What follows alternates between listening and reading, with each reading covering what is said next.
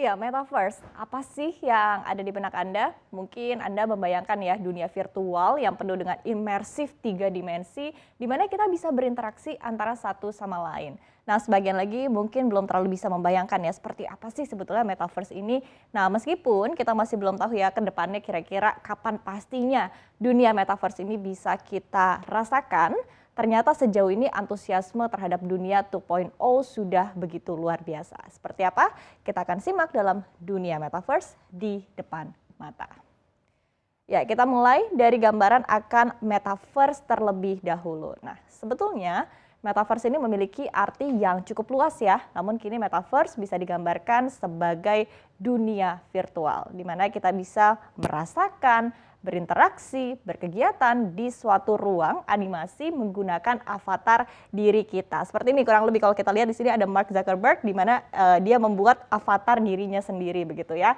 Jadi simpelnya ini adalah wujud 3 dimensi dari kegiatan yang sudah biasa kita lakukan secara virtual. Dari sebelumnya kita kan bertukar teks begitu ya atau pesan, kemudian semakin canggih lagi bisa bertukar foto dan juga bertukar video begitu ya secara dunia maya begitu ataupun juga secara virtual. Dan kali ini dari yang bersifat 2 dimensi seperti 3 hal ini akan ditransformasikan menjadi 3 dimensi atau yang namanya adalah metaverse. Nah, untuk masuk ke dunia ini, kita memerlukan perangkat lunak, yaitu adalah software di gadget kita, di smartphone begitu ya, ataupun juga di gadget lainnya, dan juga perangkat keras seperti Oculus atau headset VR.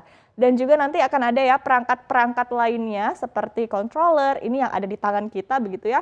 Ada juga sarung tangan atau gloves, atau ada juga seperti bodysuit begitu ya, seperti yang di film Ready Player One. Jadi nanti akan bermacam-macam sesuai dengan kebutuhan kita begitu ya. Bisa digambarkan kurang lebih nanti tampilannya akan seperti ini. Nah, di dunia virtual ini kita bisa saling bersosialisasi, bekerja, bermain, hingga berbelanja secara digital. Karena nanti kurang lebih gambarannya seperti ini, akan ada satu ruang begitu di mana kita bisa berkumpul dan melakukan kegiatan-kegiatan ya. Seperti tadi adalah meeting ataupun juga rapat secara virtual. Ada juga games begitu ya, bisa kita melakukan permainan di dalam suatu tempat ataupun juga bahkan kita bisa berbelanja begitu secara virtual. Akan ada tempat-tempatnya begitu di dalam dunia virtual ini.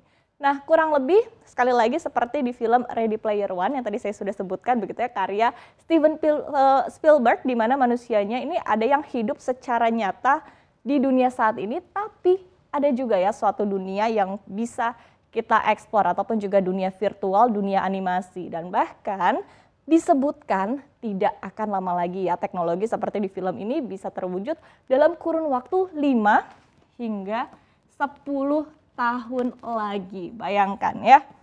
Oke, kita lihat berikutnya. Nah, kita ketahui bahwa teknologi ini kan bersifat eksponensial ya, artinya perkembangannya begitu cepat dan juga masif. Jadi bukan seperti 1+1+1 begitu, tapi 1 dikali jadi tambah 1 begitu dikali 2 kemudian dikali kelipatannya begitu. Jadi perkembangannya juga akan sangat signifikan. Nah, seolah tidak ingin ketinggalan, para pengembang dan juga Crazy Rich pun berlomba-lomba ya untuk membangun dunia virtual ini secepat mungkin.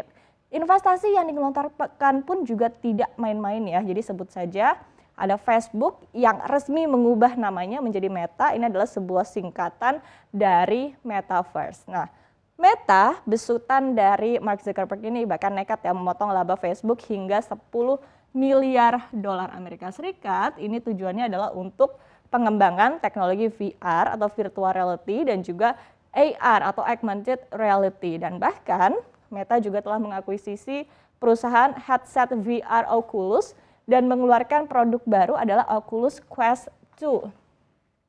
Nah, ini adalah perangkat yang digunakan ketika kita ingin mengeksplor begitu dunia virtual ataupun juga metaverse. Nah, tentu selain Meta begitu ya, sebetulnya banyak pemain besar lain dan bahkan analis dari Goldman Sachs memperkirakan ya bahwa akan ada sekitar 1,35 triliun dolar Amerika Serikat yang akan digelontorkan untuk pengembangan metaverse dalam beberapa waktu mendatang.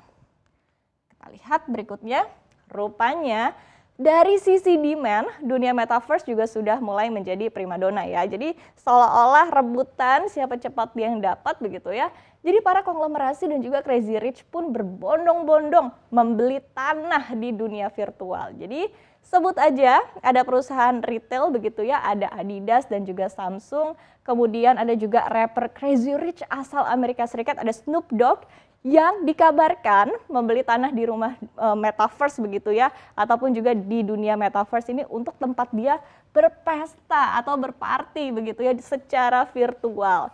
Nah, pertanyaannya gimana sih sebetulnya transaksi di dunia metaverse ini? Nah, jadi pertama-tama Anda membutuhkan mata uang kripto terlebih dahulu. Jadi bisa Bitcoin, bisa Ethereum, bisa Mana, Sun, AXS dan juga lainnya begitu ya. Dan nanti mata uang kripto ini akan ditukarkan ke token metaverse. Nah, baru dari token metaverse nanti Anda bisa berbelanja begitu ya di situs marketplace-nya metaverse. Jadi ada salah satunya adalah kita bisa lihat di sini ada Decentraland ya. Jadi ketika Anda ingin membeli barang-barang seperti misalnya baju begitu secara virtual atau bahkan membeli dan juga menyewa tanah dan rumah di metaverse ini juga bisa dilakukan di situs-situs secara virtual ini.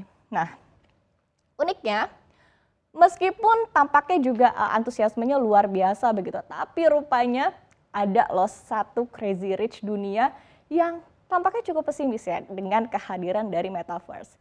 Nah, Elon Musk kita bisa lihat di sini ya, jadi CEO dari Tesla dan juga SpaceX yang kita kenal sangat pro begitu terhadap teknologi, tapi rupanya agak pesimis nih dengan yang namanya metaverse. Jadi Elon Musk ini lebih yakin bahwa virtual reality ini lebih mungkin dikembangkan melalui Neuralink ya, atau melalui chip yang ditanam ke otak manusia ketimbangkan teknologi metaverse. Dan kini teknologi dari Neuralink pun juga tengah ia kembangkan. Nah, alasannya apa? Jadi alasannya dari Elon Musk ini adalah karena kalau metaverse kan kita harus menggunakan perangkat begitu ya yang terpasang di kepala kita seperti misalnya ini kan Oculus-nya begitu. Jadi menurut dari Elon Musk, Oculus ini tampaknya cukup mengganggu begitu ya sehingga lebih gampang lagi kalau chipnya yang langsung ditanam di otak. Wow, bayangkan ya. Nah, jadi intinya adalah kita memang harus bijak menghadapi perubahan zaman dan juga kemajuan teknologi. Dan di satu sisi jangan lupa ya ada kehidupan nyata yang harus kita jalankan. Jadi jangan sampai seperti narasi di film-film ya memilih kabur ke dunia virtual, tapi malah lupa ataupun juga tidak sanggup begitu ya, merasa tidak sanggup menghadapi dunia secara nyata.